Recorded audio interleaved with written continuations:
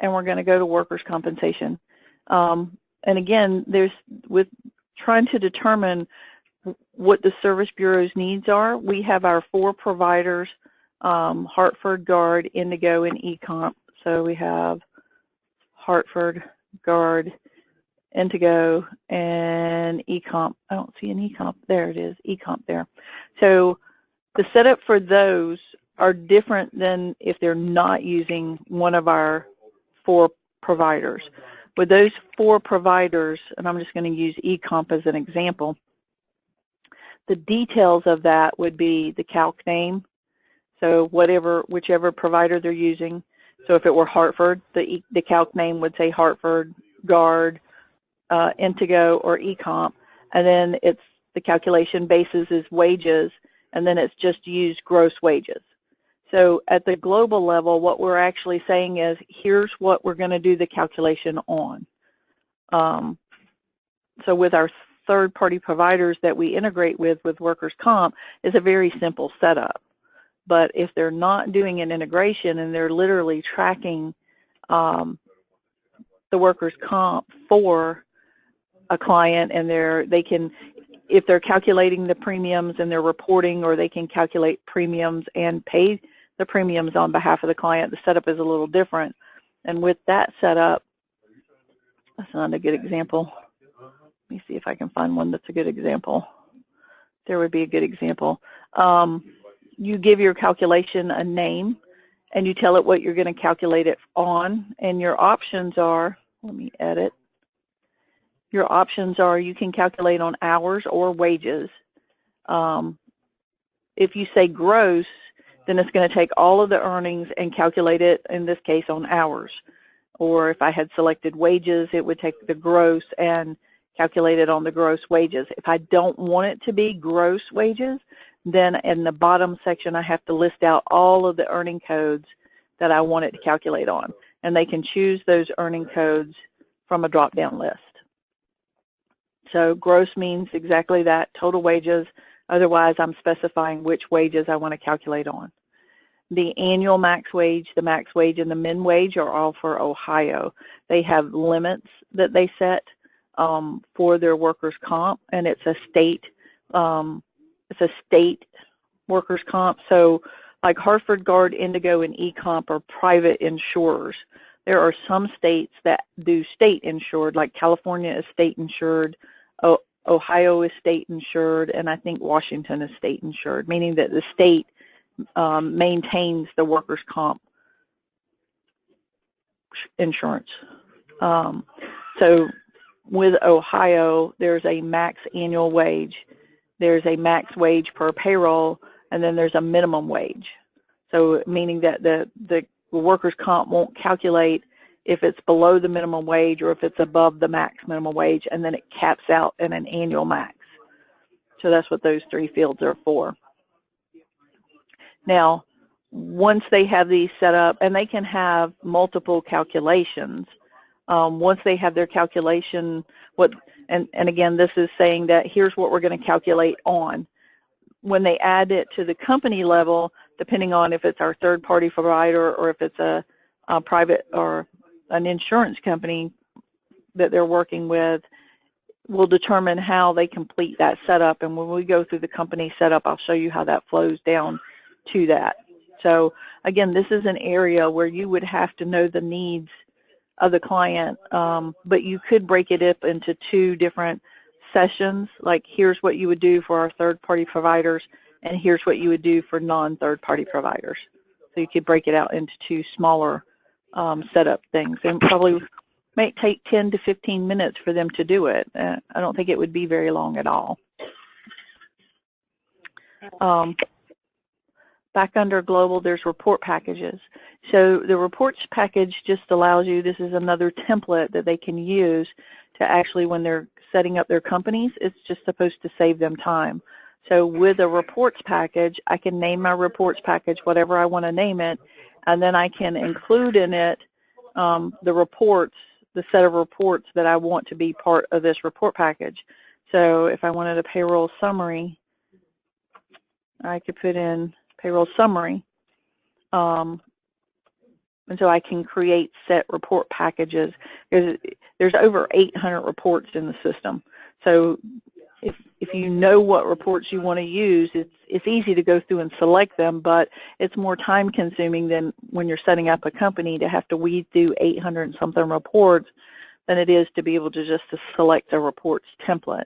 And in that template, they can also say, you know, how often do they want that to occur? What's the priority? What's the destination? Are they going to charge for it? How do they want it grouped? And grouping, you know, certain reports can be grouped, like this report can't be grouped, so the group key is not an option. Hours as decimal is not an option for this report, so it can't be selected. Show pay rates is not an option for this report, so it can't be selected. If the report has those options, then it would allow you to make those selections. So now my sort keys are available, and I can sort by employee name or employee ID. I can group by employee or pay. I can use hours as decimals. I can't use show pay rate because, again, that's not part of this report's options. So they can set all of this up in one package, and then they can apply it to the company when they're setting up the company. So you'll see here we have different packages set up. We have a premium reports package.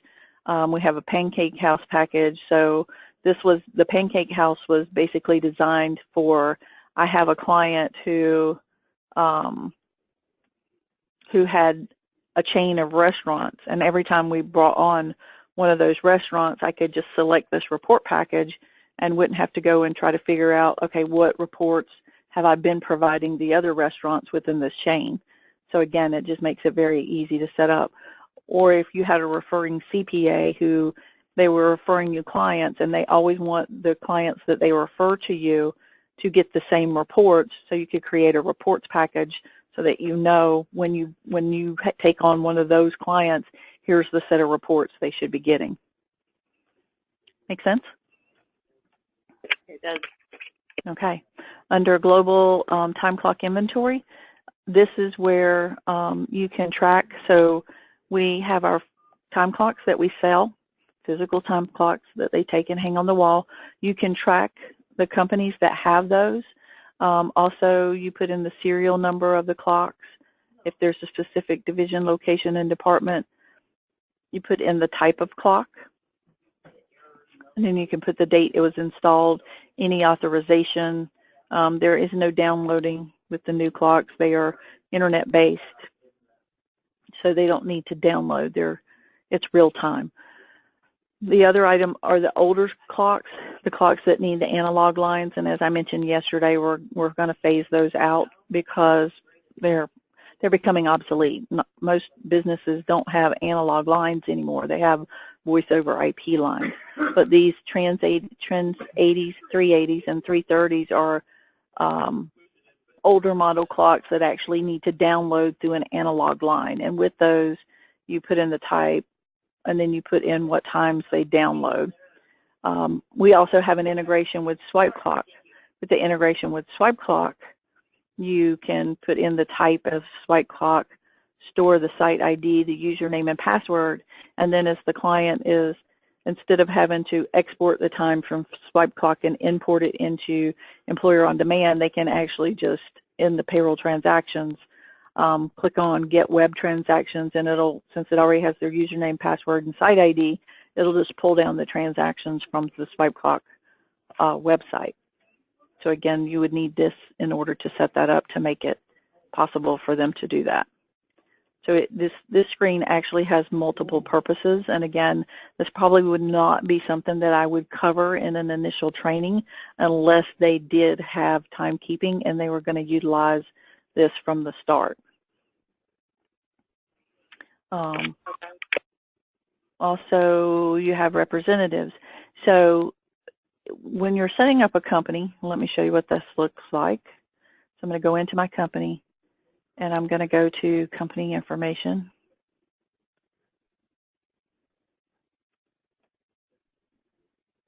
Under company information on this main details tab, you have account info, and you can generate reports based on this information, but you can track who sold the payroll, who the service rep is, being who's going to maintain the processing and closing of that payroll.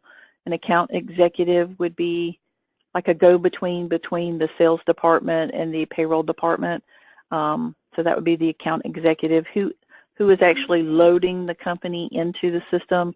If you have a referring CPA, and who is your source of business, so where to get the book of business or the client from. So part of that is these reps, sales rep, service rep, account executive. The only way to get someone to show up in this drop-down list is to actually set them up under global reps. Now, under global reps, you can only add a rep if they are in security. So first, the person would have to be set up in the security module before they would actually show up in this drop-down list. And then once you have them set up in the security, you can select them and you can say what type of rep they are. And then when you go to set up your company, you can pull them from a drop-down list to add them in, and then again there are reports that are associated with that. So that's where the payroll, sales, and account executive reps come from. You can also deactivate those as well. Okay. And then also back at global, you have your marketing.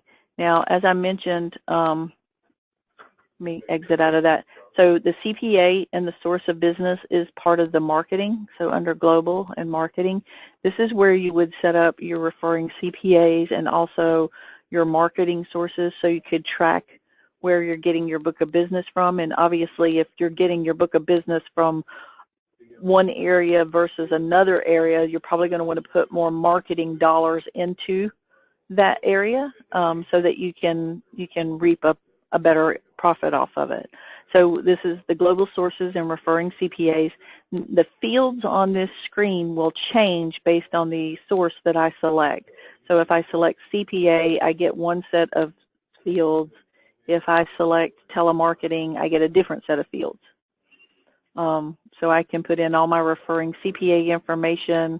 You can include them or exclude them from the list, address, contact information. You can also offer a discount. A lot of payroll providers will offer referring CPAs discounts, and you can track what discounts and offers you've made to that CPA so you can track it. And then once you have your marketing set up in your company info, you can then select that, or they will appear in a drop-down list so that you can choose those from that drop-down list. And again, there are reports that you can generate from that information. All right, back under global, we have online reports users. So there's several different ways for a payroll client to receive their reports package. You can print it and ship it to them. You can email it to them. You can fax, well, you can't fax it. You can email it to them.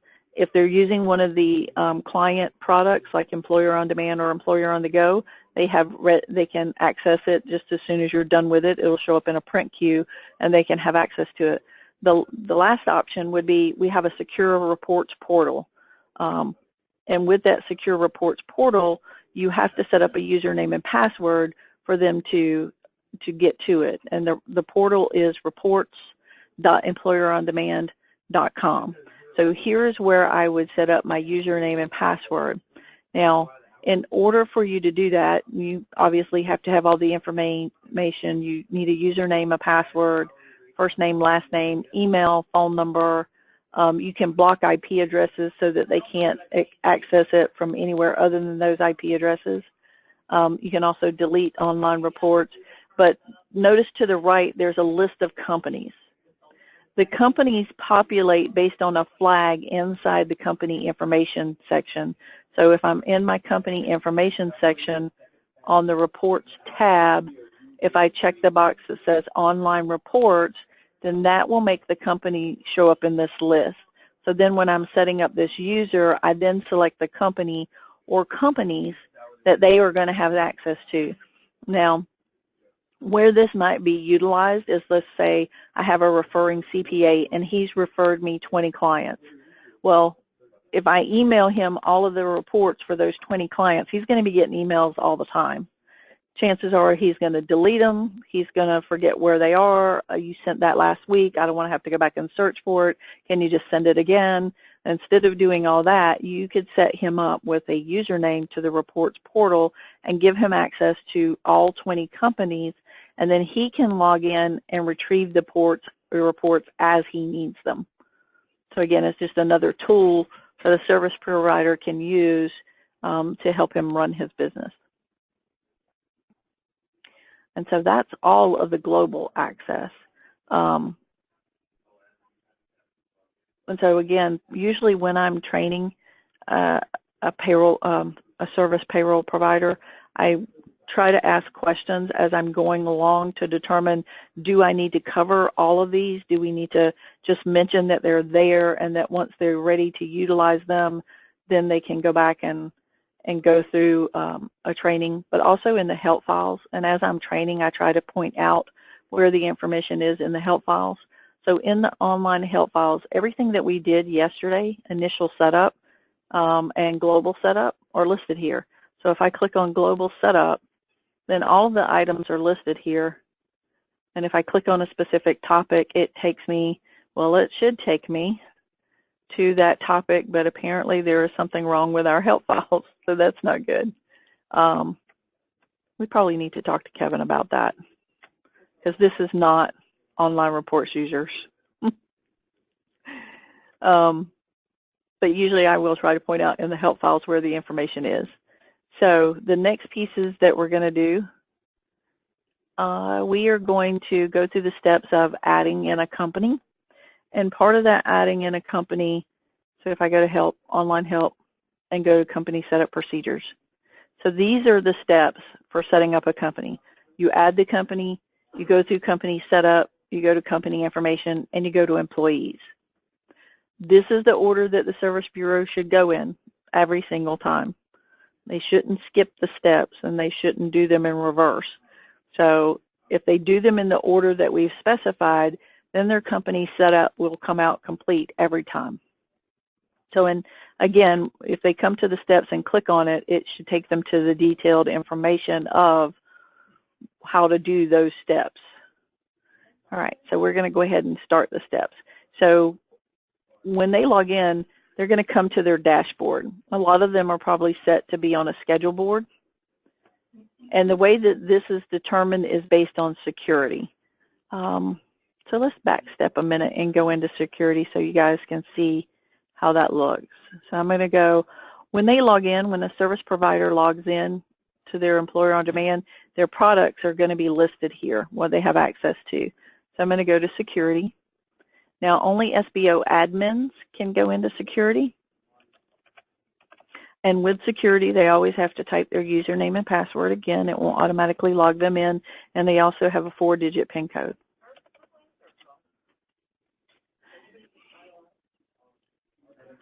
Now, all users for the service provider has to be set up in security. So when we bring on a payroll service provider, we set them up with whoever's on the setup sheet, we set them up with their username. And so when you're adding in a new user, it will default to SBO user, and usually with the person that's on the setup sheet, we make them an SBO admin.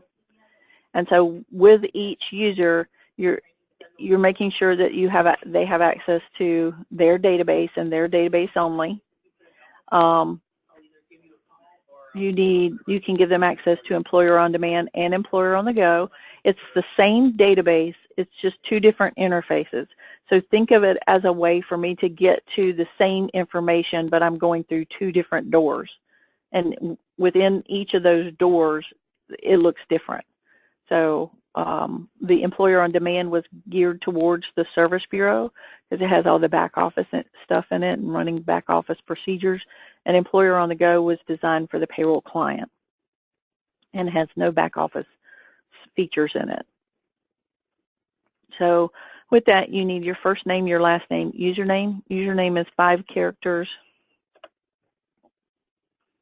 at least 5 characters. Doesn't matter if it's uppercase, lowercase, so that doesn't really matter. Password is must be between 12 and 20 characters. There must be one uppercase, one number, and one symbol. So it gets pretty stringent with the passwords.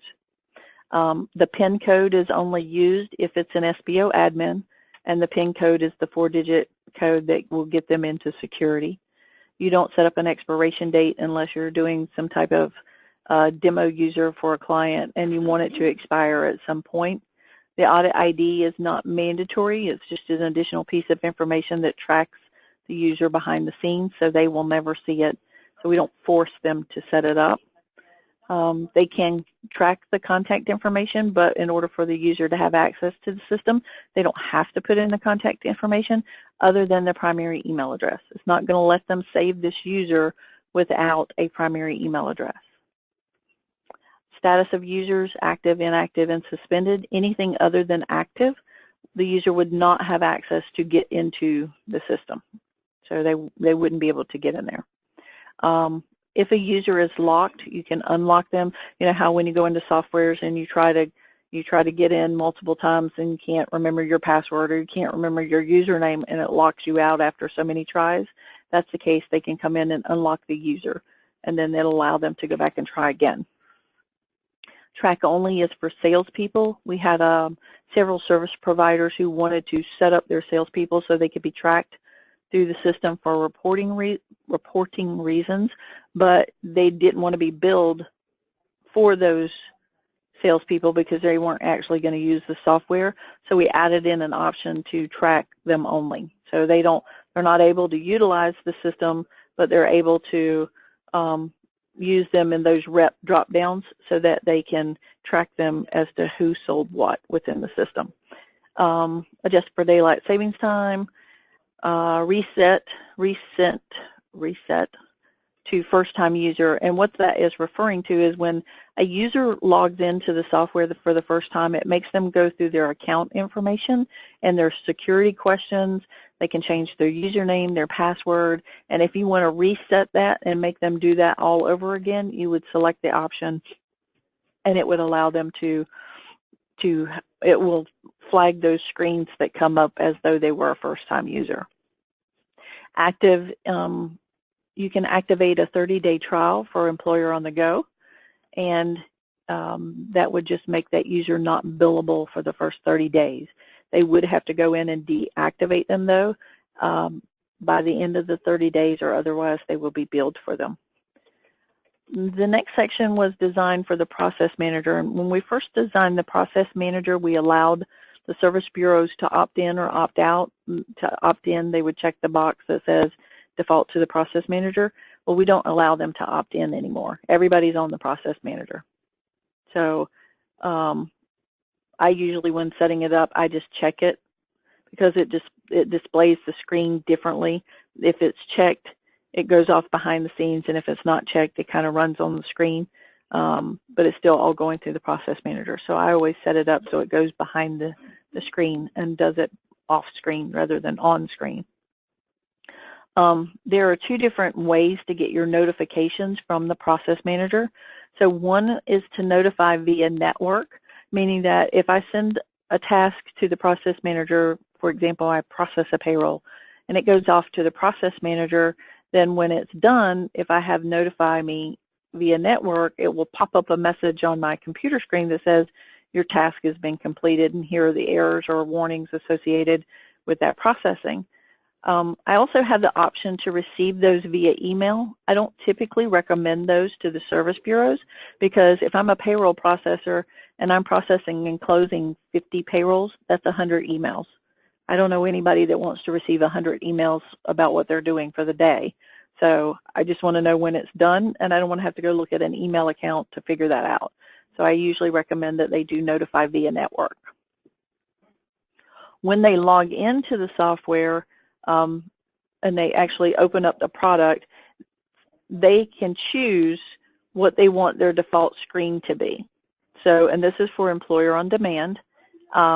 They can choose the schedule board, which is a calendar, tells them what they have to do for the day.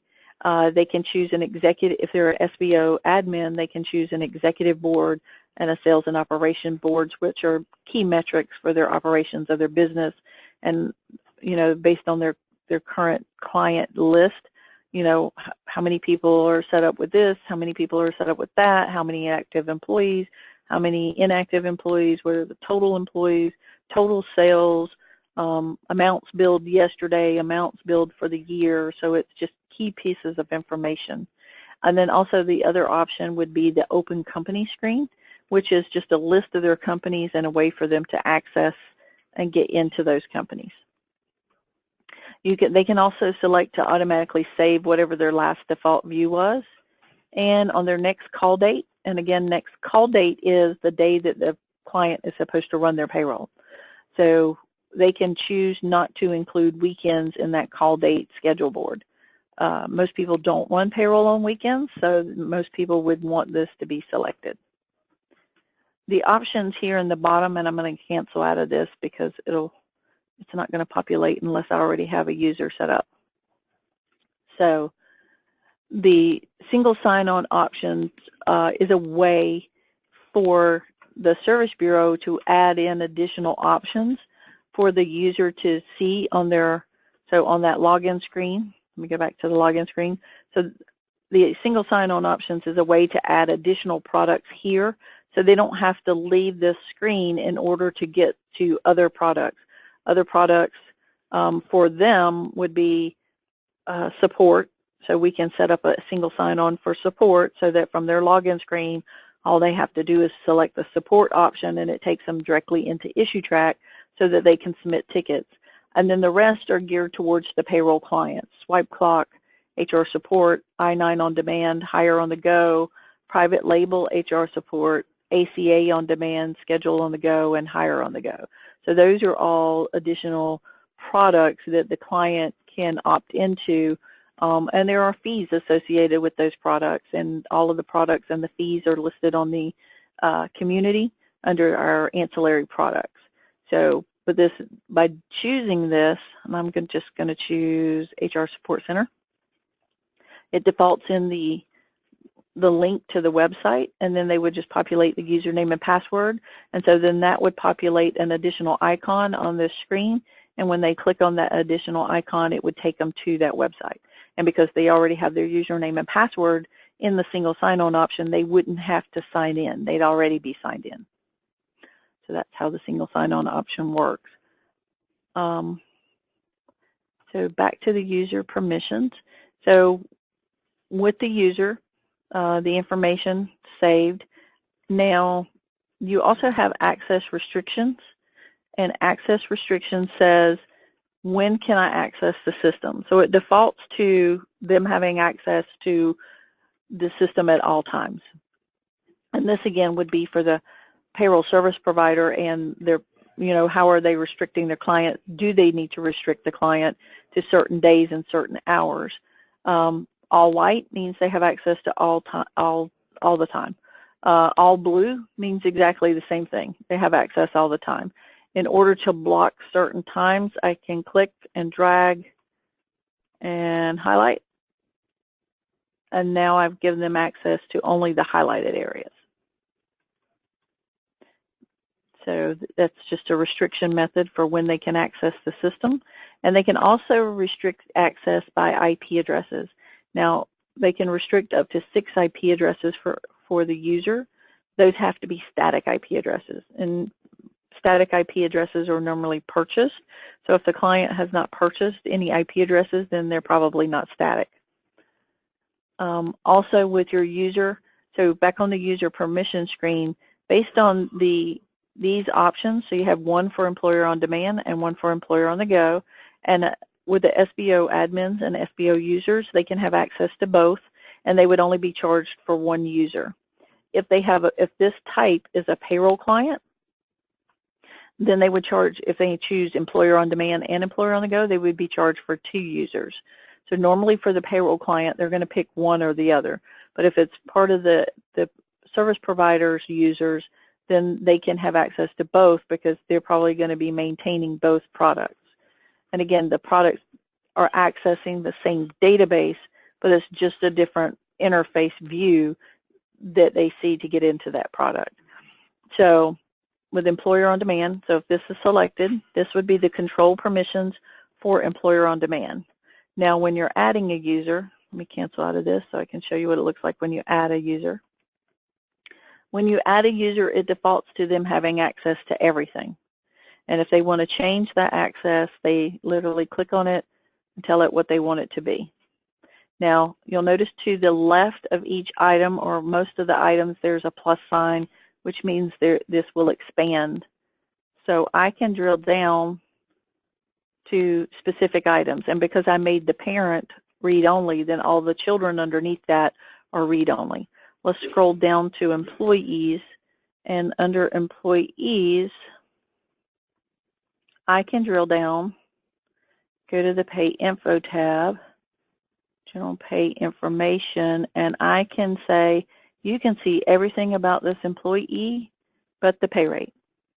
So the user would be able to go in and make changes to everything about this employee except for the pay rate. They wouldn't be able to see the pay rate. They wouldn't be able to make changes to the pay rate. So now, in Employer on Demand, there are over 4,000 fields and growing. So we actually created a template, and with that template, we give access to the template to all of the service bureaus, and they do have the ability to create additional templates, but the template that we default in for them is called Employer on Demand Professional, and it is for Employer on Demand. It is not for Employer on the Go, and they simply highlight it and say Apply Selected Template. It tells them that it can't be undone, but it can be modified. So I'm going to go ahead and apply that template. It's going to tell me when it's completed. And yes.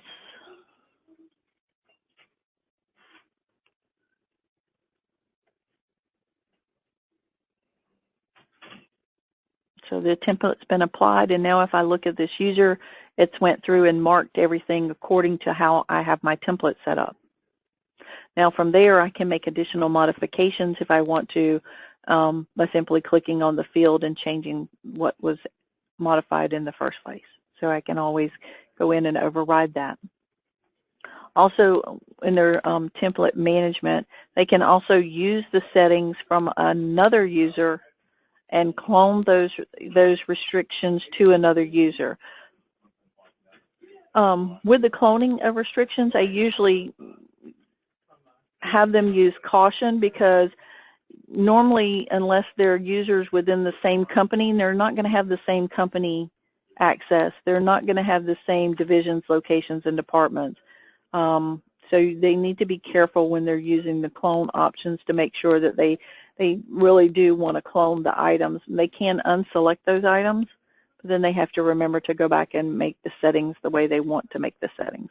So again, I would just be very careful about using the cloning options. If on the user permission screen they have Employer on the Go, the Employer on the Go control permissions would actually control those items. Now, there's a lot less to Employer on the Go because we took out all of the back office stuff. And again, the Employer on the Go interface was designed for the payroll client and not the service bureau. So there is no back office stuff. There's no ACH. There's no EFTPS, so all of those, there's no global settings. So there's lots of things that the service provider can do that the payroll client can't do and shouldn't be able to do. Also, with Employer on the Go, the terminology is a little different than Employer on Demand. In Employer on Demand, you process a payroll, you close a payroll. In Employer on the Go, you preview a payroll and you approve a payroll. So the terminology is slightly different as well. So with that, if they don't want them to be able to close a payroll or finalize that payroll, they can simply make that inactive or no access, and then the payroll client would not be able to get to that to be able to close out that payroll. So again, they can drill down to specific fields and how do they want those fields activated. Now with each user type, whether it's Employer on Demand or Employer on the Go, they have to say for this user which company or companies are they going to have access to. If your user type is SBO admin or SBO user, the companies default to having access to all companies. If it's a payroll client, it defaults to having no access to companies. So you can add an SBO user or an SBO admin, and you don't have to worry about, oh, I got to go assign all of these companies to this user. But with the payroll client, you literally have to go through and say which company or companies do you want this client to have access to. Now, based on the company, I'm just going to select this one.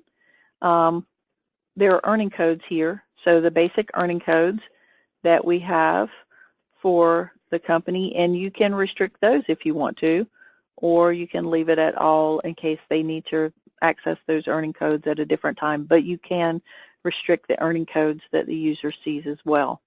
Also, based on the company setup, so you're going to set up the company for the payroll client before you go set up their security user. For the SBO admin, you're going to set up the SBO admin and the SBO user before at any time. So before they have companies, after they have companies, it doesn't matter because they're always going to have access to everything. But the payroll client, they actually need to set up the security user before or after they set up the company. Because when they select this company on the right-hand side, it's going to default in all the divisions, locations, and departments. So if this user has access to all, they can simply check all, and then they would have access to everything within the company. But let's say I want this user to have access to only one location and the department associated with that location. Oh, there are no departments associated with that company. All right, so select that department, see if this has more. There we go. And I can then drill down to just one department if I want to. So again, it gives you a lot of flexibility in setting up users and what you want them to have access to. Now, again, based on user, the SBO admin and SBO user, they have access to all reports. So all reports in the system they would have access to. If it was, if the user type here is payroll client, they have access to, they have access to no reports. So you have to go in and tell for security, what reports do you want them to have access to? And we've categorized them so that the Service Bureau can more easily tell which ones are payroll related and which ones are not payroll related. So for the payroll related ones, you can go in and check the ones that you want them to have access to. Now, for Employer on Demand, all of the reports show up for SBO admins, SBO users, and you can give all access to all of the reports to the payroll client. In Employer on the Go, not all reports are available. So on the right-hand side, you can see that there are options selected, and what this means, the check mark here means that these are the reports that are available on Employer on the Go. In order to give the Employer on the Go user access to those reports, you still have to check it on the left-hand side. Because if you don't, just because it's checked here, on the right-hand side does not mean they are going to be able to generate them. So these are the ones that are available, and you still have to give them access to it. Gotcha. Okay, so those are your options. To build the templates, they can actually, from their main menu, they can create a template. And usually I will instruct a service provider to create 2 separate templates. If they're going to do templates, do one template for Employer on Demand and one template for Employer on the Go. You could commingle them here, but I would not suggest that. The other thing that I recommend to the payroll service provider is that they don't create 20 different templates, because once I apply a template to a client, there's no way for me to know which template I applied. So I recommend 1 or 2 at the most, and then that way you don't have to guess which one you applied to the client. Okay? All right. So that was an overview, and again, in the online help files, it has all the information for setting up a user, tells you what your menu items are, tells you the navigation screen and what each of those items do as far as the navigation screen, tells you how to create a template, and there's how to add a user and how to set up a sales rep for tracking. All right. So based on how the users are set up for Employer on Demand, will determine what screen they default to when they log into the system. So I have my user set up to default to the schedule board. And with the schedule board, you can see I have a lot of information on my schedule board. I can pick and choose what I want to see on the schedule board from this drop-down list on the left-hand side. So by selecting these, it will make these items populate on my schedule board. I can also say that I want to see the schedule board for everybody, or I just want to see it for me. If I just want to see it for me, I uncheck all and just check me, and then it will refresh. Now, so for today, I don't have anything on my list for today. Tomorrow I have 4 calls. And so when I click on the 4 calls, they populate the companies over here on the right-hand side. Tells me when they're supposed to run, how they usually submit payroll, what their pay date is, and I can order this grid and by clicking on any of the column headers to order. There's also period start, period end, and some other general information. I can actually double click on this company and it will take me directly into the company. So I don't have to go to the open company screen to access the companies. It's just another method for me to go in and access this company. I can also tag all of these clients by highlighting them all, and then I can do an email blast if they have an email set up.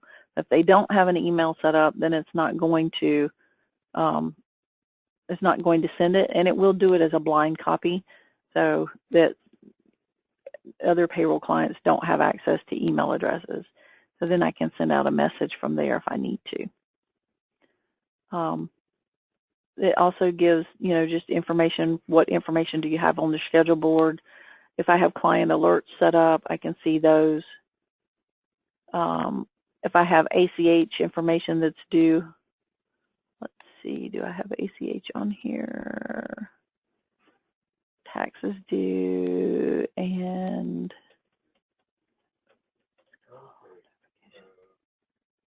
ACH due. All right. With those 2 items, the Service Bureau can see, okay, I have taxes that are due. Here's when they're due. Here's the companies that they're due for. So ACHs that need to go out. Okay, I have 9 ACHs that are scheduled to go out tomorrow. So and then once they go and create this ACH file, or if they go and pay the taxes, then those fall off the dashboard as well as the calls. So I have 4 calls tomorrow. When I process and close these payrolls, those 4 calls now fall off my calendar. So it's a virtual calendar. They can also choose to see that by day, week, or month. So with the executive board, again, it's just key pieces of information for the service provider. And the SBO admins are the only ones that have access to this. So they can see the information and it's different pieces of information, like how many employee self-service users do I have? What's the average employee count? What's the median employee count? So how many Hartford Guard Indigo users do we have? How much revenue was billed in 12 months? Sales and operations, same thing, key pieces of information. And based on these key pieces of information on both the executive and the sales board, they can actually look at charts and graphs based on those. They can pick and choose from the drop-down list what they want to be in the graph. They can also generate it for a date range. They can choose the type and what they want the appearance to be. Okay. So to add a company, you have to go to the open company list. So from my dashboard, I can choose companies, which gives me a list of companies that I can either go into the companies this way. I can use the information on the screen to see where I'm at as well. So on my schedule board, I can see who has payroll, but I can come to this open company screen and sort and or group by next pay date, and it will show me all of the pay dates grouped together. Now, with the grid, so in the system, A lot of our screens are grid-based. Any place you have a grid, you can actually arrange that grid the way you want it to be, and because the system is user-specific, it will actually remember how you like to see your grids. So I can arrange my grids, I can pick up the columns and drag them to different places, I can make them bigger, smaller, however I want to see them. If I want to order by a specific grid, I click on it, which will make it order in ascending order. If I click on it again, it'll make it order in descending order. If I want to group it by a specific column header, I click on the column and drag it to this gray box, and it will group all like items together. Anywhere in a grid, for example, if I filter or if I sort by company name, I can start typing and it will take me to the company name that I type in. So there's an automatic search feature built in. I also have options to filter. So part of the filters are rapid filters. And with rapid filters, we've chosen some preset items to filter by. One of the items in the rapid filter is to show colors, and you'll notice that my companies are in different colors. Red means that you got some issues going on here because your pay date is 11/4/2016. That's way past due. It could be because they have no pay date there. So that would be an issue. That's the reason it's showing up in red. Black means that the company is current and there's really nothing that is pressing that needs to be done. Green means that the payroll's been processed, but it's never been closed. So we processed a 9/16 payroll, but we never closed that 9/16 payroll. So again, you want to look at the pay date as well as the color. You can tell it not to show those colors, and then everything's in black. You still have your symbols here. This is letting you know that you need to take immediate action, and then there are some that are warnings, just letting you know, hey, you might have forgot to do this, or you're very close to this, or are you sure you don't want to do something with this? You also, to the left of the company IDs, you have some little symbols. You have a globe, which means the client is set up to do payroll via internet. Email means they email it in. There's a phone, and there's a fax machine. So you can look at this list and readily see how each of these companies handle their payroll. You can also filter by status of the company. You can filter by their payroll status. What are the companies that are scheduled or due to run payroll for the next 4 days? Which ones are past due? And you can also filter by payroll rep. So if I want to just see the clients that are assigned to me, I filter out, and then now it shows me just these companies. I can also add filters because we have a filter add option here. If I click on that, I can say I want to filter by, let's filter by EIN and equal to, let's do this one. And so then it'll pull back all of the companies that are associated with that EIN. I can add additional filters to that. So I can drill down as much as possible. And then I can also tell it in my view to make it so that it scrolls so that it doesn't expand. And if I don't want to see these filters, I can actually remove it from the screen so it's not there by clicking on the filter. I can also, if I don't want all of these columns listed on my grid, I can open up this field chooser, pick the column that I don't want in there, and drag it into the field chooser, and now I've removed it from my grid. If I decide I want to put it back, I simply take it and drag it back to the grid. So when you have that, a lot of those options are present in every single grid that we have within the system, and you will see a lot of grids within the system. So from this open company screen, to add my company, I'm going to go up to the top left, and I'm going to choose add. And when I do that, it's going to pop open a window. I have my company number, which is 8-digit numerical. I have my company name, which should be the legal business name. If I want the system to auto-create the number, it will start with 1, and it will move forward. Okay? So again, it's an 8-digit number. Yes, ma'am. Now, usually what I do when I'm instructing a service bureau, A lot of, well, new service bureaus don't know. They just don't know. Well, what should I use for my numbering convention? And then other trades, service providers that are a trade, they've been in the business for a long time, the platform that they're coming from doesn't actually use company IDs, so now this is a new thing for them, or their company IDs can be alphanumeric. Ours can't be alphanumeric. They're all numeric. So typically what I will instruct them to do is to take the current year as the first 4 digits and then to start with the number of companies that they have added for that year. And then that way they can look at this company ID list, they can sort by it, and they can very easily tell how many companies they've brought on within the current year. So it's a good way for them to keep track of, well, how many companies have we brought in this year? Oh, yeah, we've brought in 100 because we're at 2017-0110.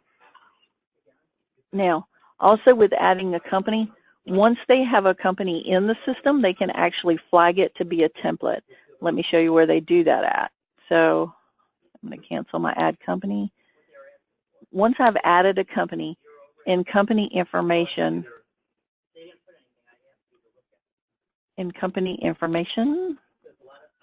on this main screen here under the details, I can actually say I want to use this company as a template so that when I'm adding other companies, I can pull parts of this company setup into my new company setup.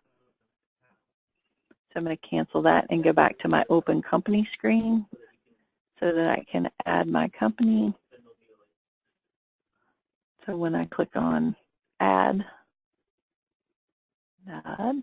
so here's where I would select. So if I want to use a template, I activate it by saying use template, and here are all the companies I have flagged as a template, and I can pick which one I want to use. And then over on the right-hand side, I can determine what pieces of the setup that I want to pull from that company into my new company.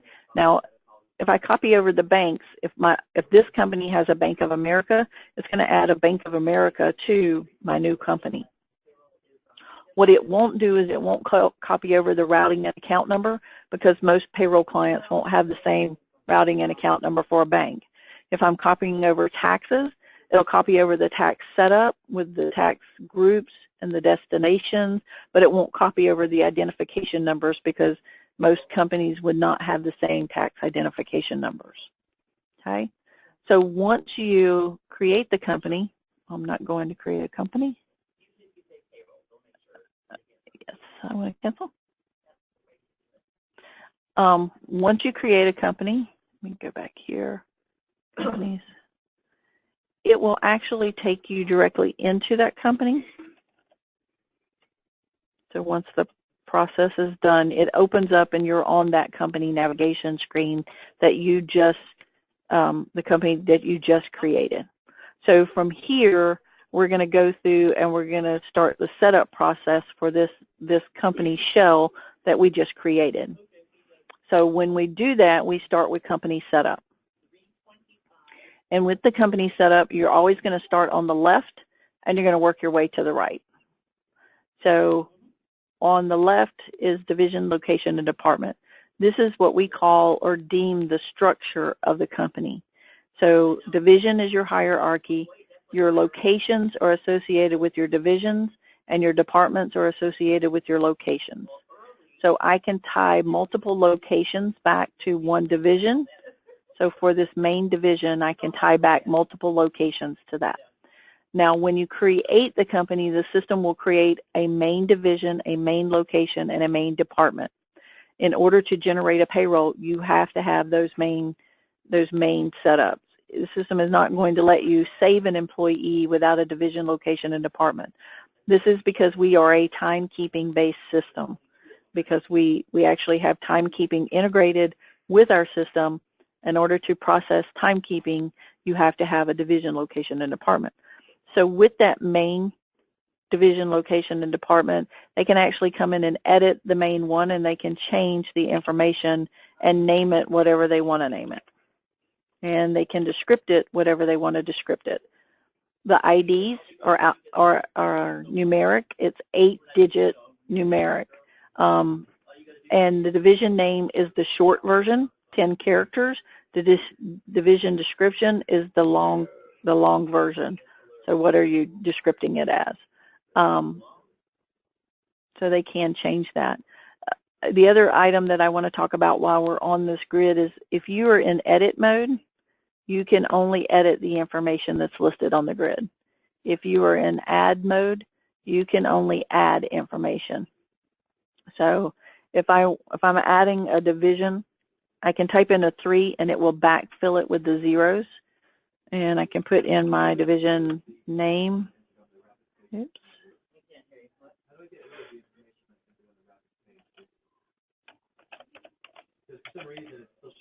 And my division description. And if I make it commit to the grid, it's not going to let me make any changes to that now because I'm in add mode only. Once you commit it to that grid, you can't add it. It's no longer an add, it's an edit. So I would have to save it and then edit to make the changes. Okay, so I have my divisions. Then the next step would be locations. And again, the system is going to default in a main location. Locations are a little different than divisions and departments. You'll notice I'm going to go back to divisions. You'll notice that on divisions, it's just the grid. So all of the information is stored in the grid. With locations, it's not only a grid, but it's also a tab. And you will see in different areas of the software that you have grid, what we would consider a grid only, and then you also have grid tabs. So the information behind the grid line is stored in the tab. And the reason for this is that the system allows you to store more information for a location because you can process and close by location. You can also tax by location. So you can store additional pieces of information for locations. Again, you have to, when setting up, let me cancel and do an add. When you're setting up a division, a location, you have to pick a division. So it has to be tied back to a division. Your location number, if I fill in a number, it will backfill it with zeros. Again, it's numerical, 8-digit numerical. Location name is the short version. Location description is the long version. Contact information, because you can process and close by location, you can actually store a contact person for each location in case each location is populated by a separate person. You can also, if the payroll needs to be shipped to a specific location, store the shipping address as well as the billing address. In the bottom section, you actually have miscellaneous information. So if I'm taxing based on this location, when I set up my taxes, I would create a tax group, and then I will assign that tax group to this location. And then when the hours are keyed to this location or entered to this location, the hours would be taxed based on the tax group that's associated with this location. You also have, if you are dealing with Pennsylvania Act 32, you have a PSD code. If you're dealing in payroll by location, you would need to select the PSD code so that the system would know that when the employee works at this location, this is the PSD code associated with that location. Pay stub comments would go across everybody's pay stub in this particular location. So once you have your location set up, then you move to your departments. Your departments, again, are 8-digit numerical, department name, short version, department description, and long version. When you're adding a department, again, it's a grid only. There's no tab behind it. So when I enter in my department number, backfills it with zeros, department name, short version, department description, long version. I can't select, notice how when I tabbed, it jumped directly to the location. I can't pick a division here because in order for the division to populate, I have to pick the location. Now, I can't set up one department and tie it back to multiple locations. For example, if I have a McDonald's and I have 5 McDonald's stores, and at each of those stores I have a cook, I cannot set up one cook department and tie it back to 5 different locations. I have to set up one cook department for each location. Does that make sense? Yeah, that makes sense. Yeah. Okay. So it's a one-to-many relationship or a one-to-one relationship, not a one-to-many relationship. On the departments, you can actually set up a default and a company default, and what that means is every time I add an employee, it's going to default that department into the employee. If you have one department, it's going to be the default, but if you have multiples, you may or may not want to choose a default unless one of those departments is the primary department that they always hire in.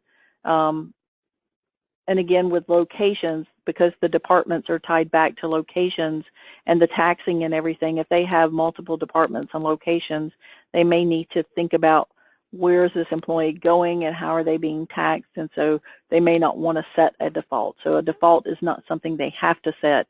It's an option they can choose to set. Okay. The next item are shifts, and with shifts, I don't usually go into too much detail unless the service provider, and this is a question I always ask it to them, are they using timekeeping? And if they are using timekeeping, do they have any shift differential that they're dealing with? If the answer to that question is no, then I don't cover it. If the answer to the question is yes, then I will cover it. When you're adding a shift, you actually have to associate a department with that shift. You have to give the shift a name.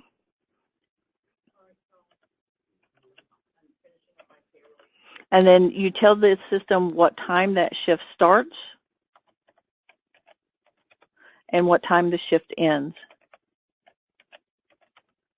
There's an auto in and an auto out, and you can do one or the other, but you cannot do both. So if I say auto in, if the employee clocks out, it'll automatically assign the end time as the start time. If I say I want to auto out, if the employee clocks in, then it will automatically assign the clock out time. And you can tell it to do the auto in or the auto out after so many hours. You also, when setting up a shift, have to tell it what days the shift applies to.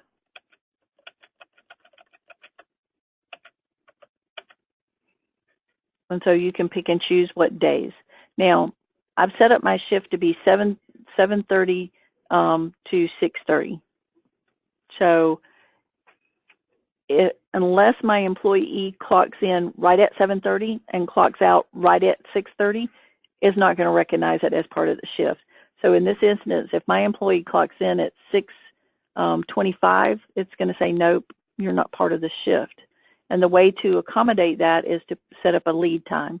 So lead time, if I put in 5 minutes, now if the employee clocks in between 7:25 and 7:30, he's going to be recognized as part of this shift.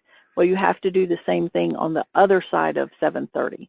So if I put a lead grace, if he clocks in between 7:30 and 7:35, he still would be recognized as part of the shift. The lag and the lag grace is for the out time.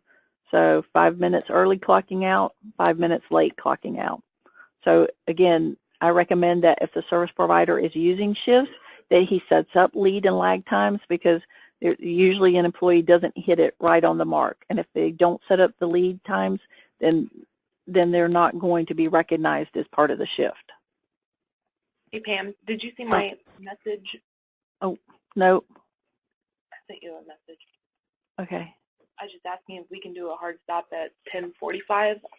Yes, yes, we can. Well, how about I just finish up this section, and then we'll start back up after this, okay? Okay, great. So with the shifts, you have your shift differentials, and with the differentials, you can do a flat dollar, you can do a percentage, or you can do an additional amount added to their pay. For example, if I work at Walmart and I work the overnight shift, I get an extra $1 per hour. So, so then the rest of the information is just tracking information. Okay, and then they would save their changes. All right, so we'll go ahead and stop there, Genesis, and then we'll start back up after the meeting today. Okay, cool. All right, great. Thank you. Thank you. I'll see you later. Okay.